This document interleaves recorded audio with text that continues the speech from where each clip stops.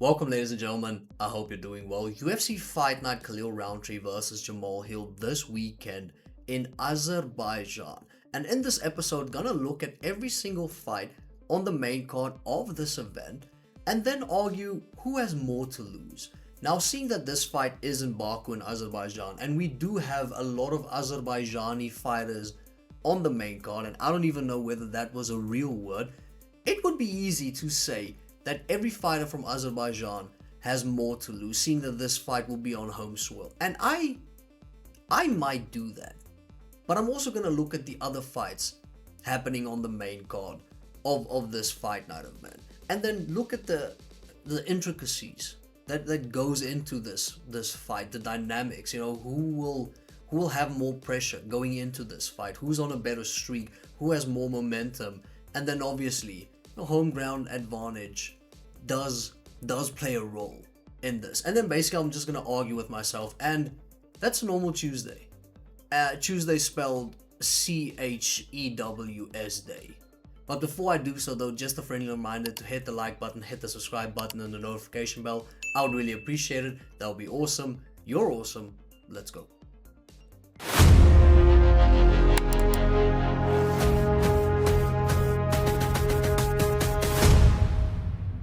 Now I do want to get this off my chest for no reason whatsoever.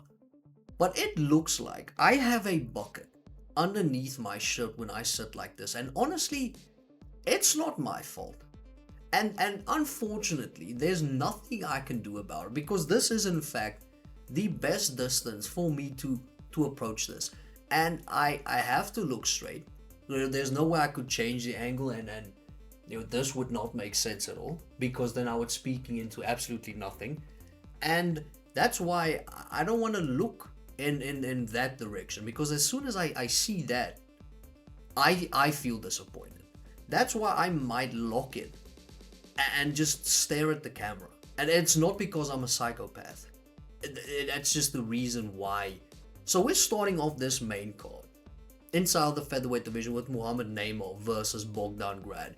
Now, if I mess up a name, I think we need to be lenient, because obviously not from that part of the world, and me butchering someone's name, it's bound to happen. I think in this video, starting with Naimov.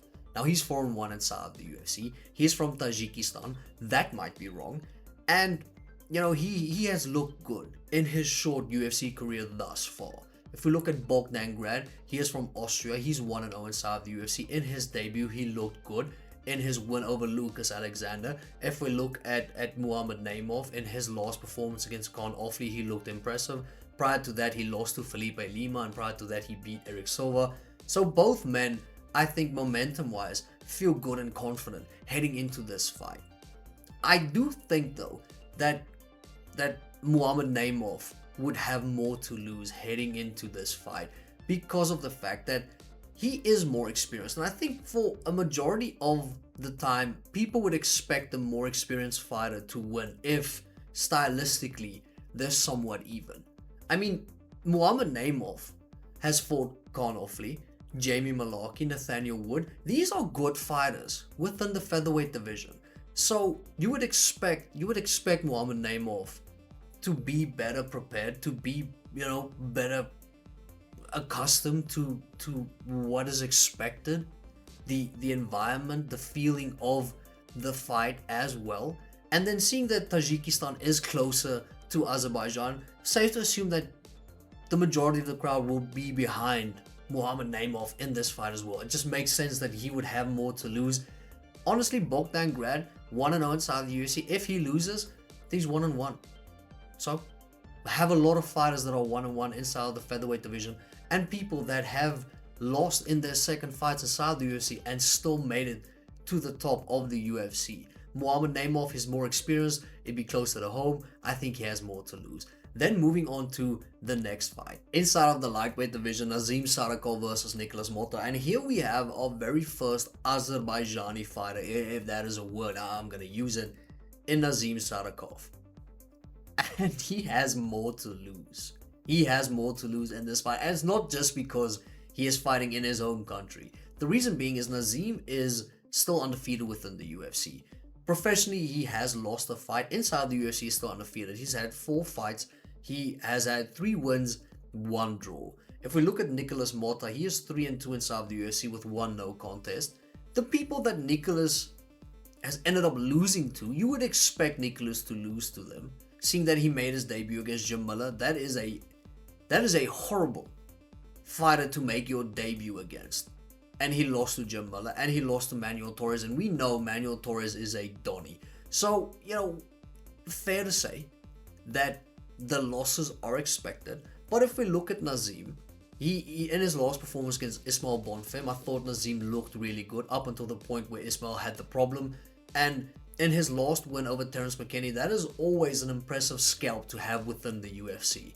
So I think Nazim has more to lose, seeing that he has better momentum, higher expectations probably. The fact that he is at home, that makes it massive for him to try and perform. He is a massive favorite as well. Nazim Sadykov has more to lose. And it might be every single Azerbaijani fighter's fate would be that they have more to lose going into this fight. But then moving on to the next fight, also inside of the lightweight division, and this is where the butchering of names is gonna start. Because, so we have Tofik Musayev versus Miktabek Orolbai. Yeah, that is, listen, for someone like Western, that is tough. Okay, and I think I butchered it. Anyway, now Tofik is making his debut inside of the UFC this weekend. And he is from Azerbaijan. And Miktabek Orolbai is 2-1 inside of the UFC. He lost his last fight. Miktabek is from Kyrgyzstan, and as I previously mentioned, Tofik is from Azerbaijan. And I don't think there would be a lot of pressure on Tofik in this fight. Now, even though he is fighting in his home country, I don't really think that a lot of pressure would be on him, seeing that he's making his debut. He is not making his debut as someone inexperienced. Prior to making his debut, he fought in Ryzen, and he actually has a win over Patricky Pitbull, who is Patricio Pitbull's brother. And Patricky's good, and Tofik ended up beating him, ended up beating Mr. Worldwide. So Tofik is good. He has, I think, 5 or 6 losses in his professional mixed martial arts career. With saying that, he also has more than 20 fights, so he is experienced, just not within the UFC. And Miktabek isn't that experienced inside of the UFC, and professionally, he's had 15 odd fights. So I think more pressure would be on Orolbai to win this fight. He's coming off a loss, a split decision loss, and he got dropped in that fight. Didn't necessarily look that impressive. I think the pressure will be on him to try and turn around his run of form, if that makes any sense. And I think the crowd's going to make it really difficult for him to do so. And I think he's going to feel a lot of pressure. Where with Tofik, it's his debut, it's in front of his home crowd, and I think a lot of that is going to build him up in a way that he's just going to feel relaxed. He's been inside of a mixed martial arts, professional mixed martial arts setting for a lot of fights. I don't really think that he's gonna, the moment will be too big for him. I think he might flourish. I think the pressure is gonna be on Miktabek Orolbai to win this fight. And it might not even make sense why, but that's just the feel that I'm getting when I'm looking at this fight. Then moving on to the next fight inside of the heavyweight division, Curtis Blaydes versus Rizwan Kuniev. Straight off the bat, Curtis Blaydes has everything to lose in this fight, because Curtis Blaydes has had 23 professional fights in his career. 18 of them has been inside of the UFC. So Curtis Blaydes has had more fights inside of the UFC than Rizwan Kuniev, who is making his debut, has had in his career. Curtis Blaydes, the former title contender, the former interim title contender, against Rizwan Kuniev, who is coming off of Dana White's Contender Series, making his debut this weekend. Rizwan Kuniev, it's not even playing with house money, it's playing with your ex-girlfriend's money. That's how little he has to lose in this fight. Because if Rizwan loses to Curtis Blaydes, who is ranked as well right now.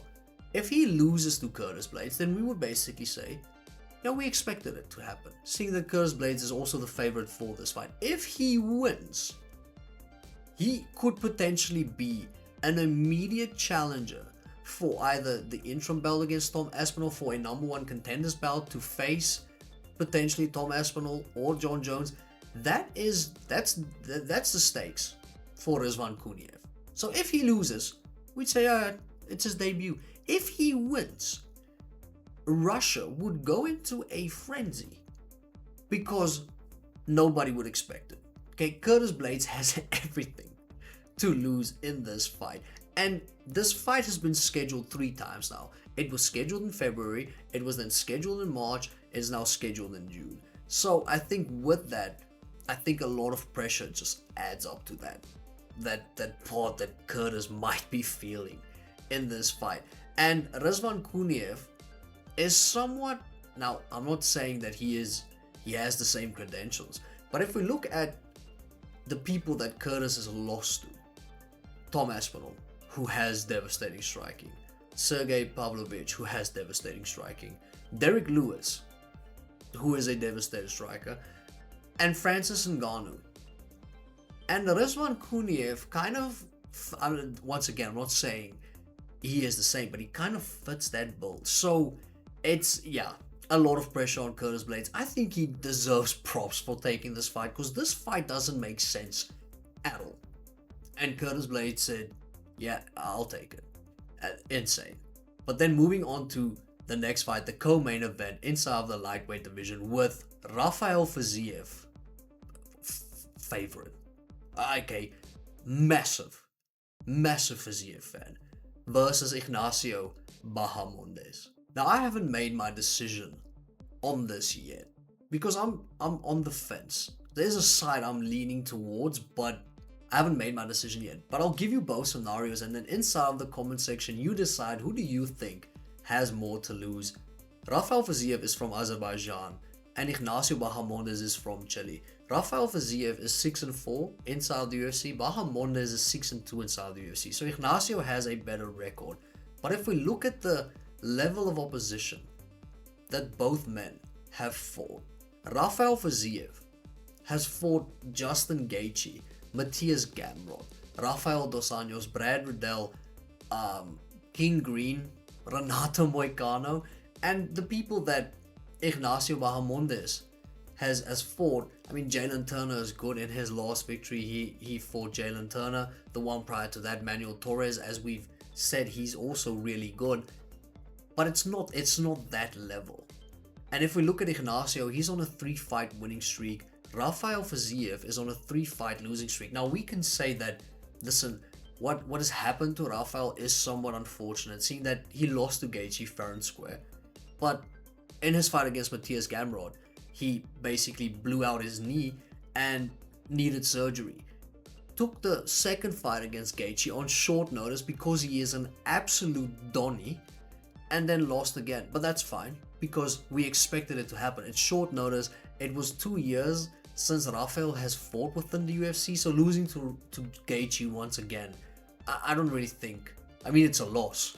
I don't really think it's that big of a deal. I do think the odds aren't out on this yet, officially on the UFC website, but I think Fiziev would be the favorite in this fight. Just because of his experience he's had 10 fights within the UFC. Ignacio's had 8, but the 10 that Fiziev ended up fighting are just way better than the 8 Ignacio has fought within the UFC. And I think that experience, along with Fiziev's skill set, the fact that Rafael Fiziev is one of the best strikers, according to me, inside of the UFC. I just love the way he strikes. I love his Muay Thai stance. I love the fact that it's all power, all speed, all of the time. It's insane. And I think he'd be the favorite. So I'm leaning towards Rafael having more to lose. But the streak that Ignacio is on, the fact that he has a better record, I think that might play a role as well. Rafael is fighting in Azerbaijan as an Azerbaijani, so that's also a major part of it. I don't know. I don't know, but I'm leaning towards Rafael having more to lose in this fight.